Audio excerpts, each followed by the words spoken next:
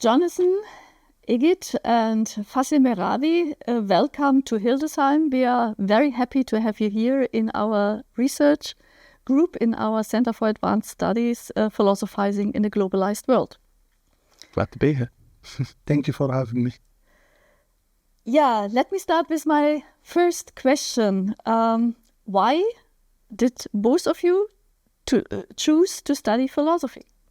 Initially, in my case, I wanted to be an archaeologist, and that was partly fueled by my love for this movie by Harrison Ford called Raiders of the Lost Ark. But when I joined the undergraduate program at Addis Ababa University, at the time there was no archaeology department. So those students who have the highest results were going to join either the Department of Political Science or the Department of Philosophy. I was assigned to the Philosophy department. Even after that, for a semester or so, I was thinking of joining the Sociology department.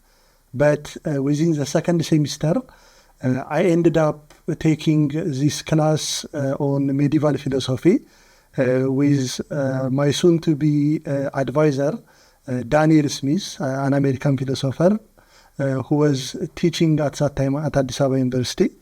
And he was the one that convinced me that philosophy can make a huge contribution and so on. And from then on, I decided to continue on my studies. Thank you. Do you have also such a long way to philosophy? Not exactly. I mean, I didn't want to be an archaeologist. I wanted to be a basketball player. But I injured my knee, and while sitting after the operation, I was reading various different books that my dad had on his shelf, and one of them was 50 Key Ideas in Philosophy.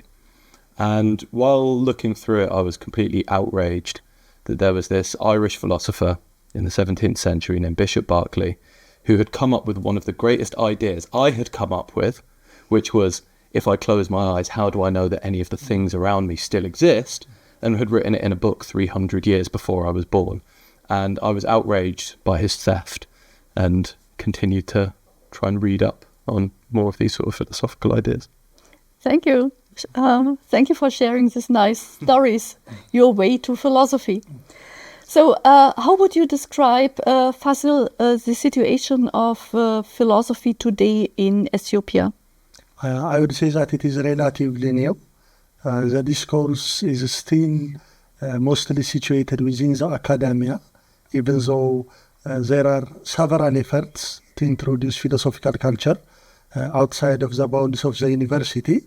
And I would say that starting from the 2020s or so, there is a renewed interest in Ethiopian philosophy, partly by this conference that Jonathan, Leah and others organized at the University of Oxford. And starting from the 2020s, we have this new discourse on Ethiopian philosophy. And I think one could see this as a second period where a renewed interest in Ethiopian philosophy developed. The first one was attributed to the works of Claude Sumner and the ways in which he tried to introduce philosophy in different African philosophy and comparative philosophy conferences. And secondly, there is also a renewed interest. And we have departments in Addis Ababa University, Bundahura University, Mekelle, Aksum and Bahar Dar universities. And besides that, attempts to popularize philosophy to the masses are also being introduced as well. Thank you. Jonathan, you are a British philosopher, educated in Britain. Why did you start to be interested in Ethiopian philosophy? So I had a much more conventional philosophical education in the history of Western philosophy, analytic philosophy and the like. And while I was working on a completely unrelated project in the history of philosophy, I happened to come across an article which claimed that all of the great ideas of the European Enlightenment were invented by an Ethiopian living in a cave in the 17th century. And I was quite surprised by this. This is not how I had been taught that story. And so I decided to continue sort of looking into this claim, finding out who this person supposedly was, but then somebody by the name of Zera Yacob, who seems to have written a Hatata, and why it is that nobody seemed to have heard of this person. So my route in really was through this text, the Hatata Zera Yacob and the Hatata Walda Hewat, and the dispute over its authorship. And it really just opened up an entire world of a new literary culture, a new historical universe, really. And given that the problem is as difficult and intractable as it is, it spiraled into the conference that Fasil mentioned, a visit to Addis Ababa, and getting in touch with some really interesting and motivated young Ethiopian philosophers who I've had some of the most interesting and stimulating philosophical conversations with over the last few years. Mm-hmm.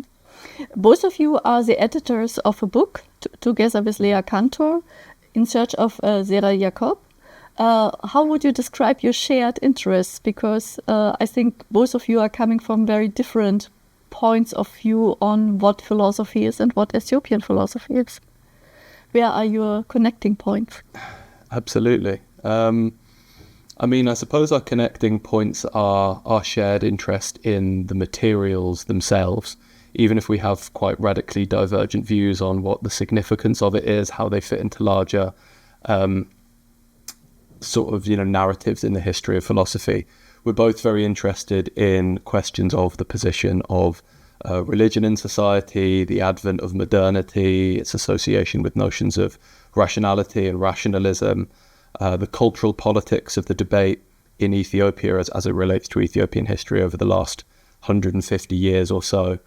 And the fact, I think, that we do disagree on many of these points, and I think the same also would probably go for Lea as well, is actually just been a really sort of source of productive re-evaluation of the assumptions that we might have brought to the project initially.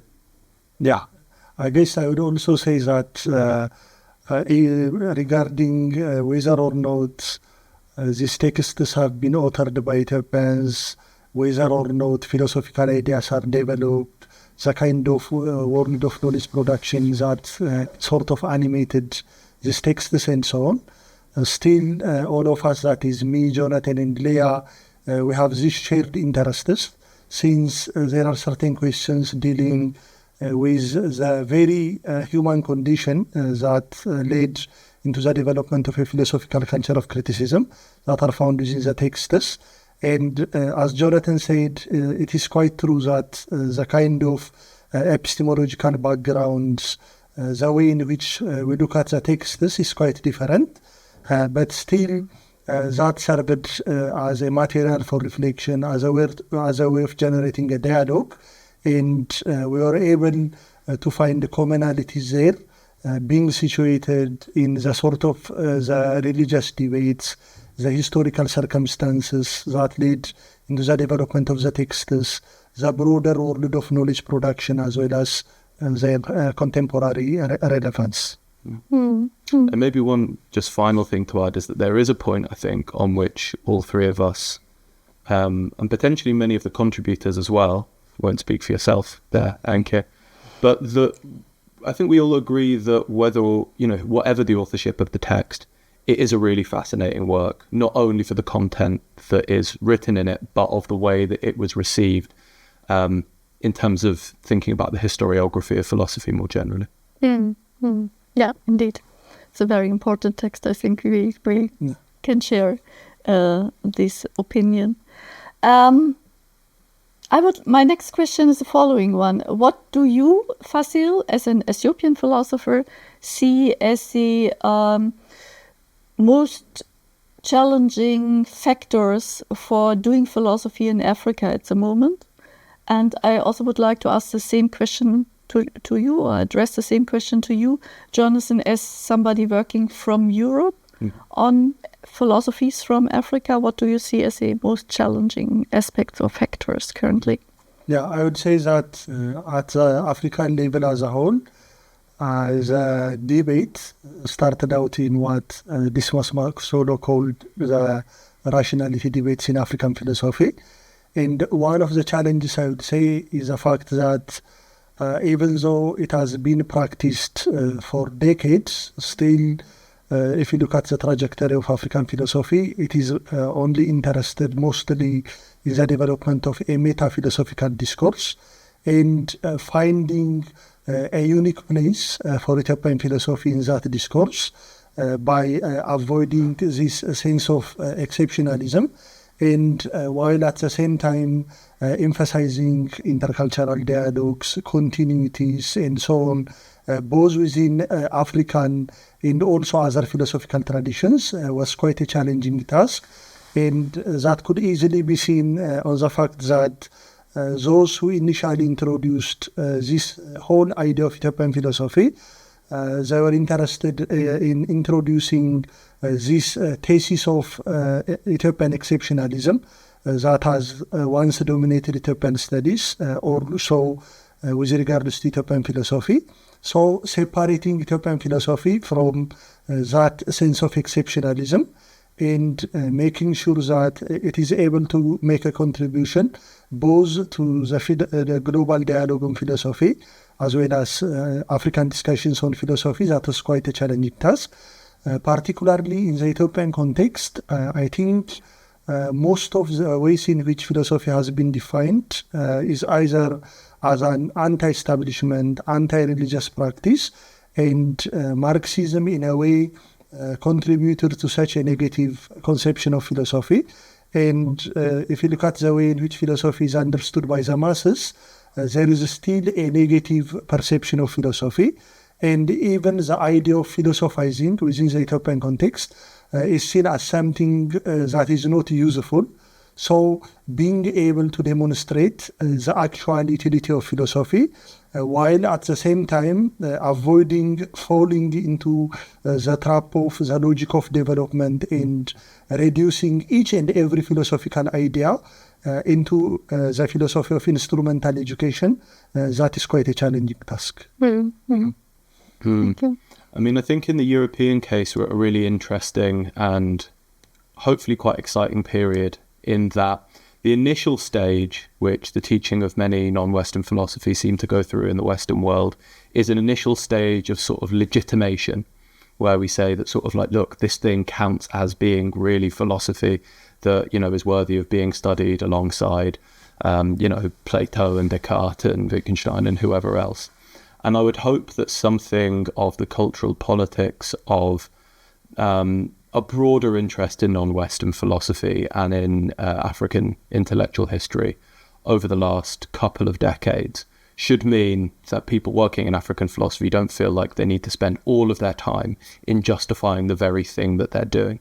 I think we're past that now, which allows for a much more constructive engagement with the diversity and variety of texts that we have. But what that presents is a kind of different problem, which is being able to, number one, have a clear sense of quite what the corpus of texts we're working with are, in terms of, you know, you have this really interesting paper talking about the history of African philosophy, where to begin. You know, is this a 4,000-year history, 2,000-year history? As some people were saying until very recently, a 50-year history since sort of, you know, Placide temples and the like. Mm-hmm. So what the temporal ranges, what the body of texts we're counting are we taking oral texts as well? Are we taking communally authored text? Do we take only written philosophical text? Do we take ones that only, you know, reference themselves as being philosophical? And once we've got a clear idea of what we're dealing with there, the big question, I think, in terms of teaching it and getting through the next generation of scholars who are doing sort of the kind of nitty-gritty work that needs to be done for us to build up to sort of broader scale comparisons and the like, is going to be, I mean, in the case of the Ethiopian philosophy that I work on, some like teaching of languages and being able to translate some of these texts so that they're accessible to wider non-specialist audiences. Because at the minute, there's so much interest in the Hatata Zera Yacob, but it's literally the only one.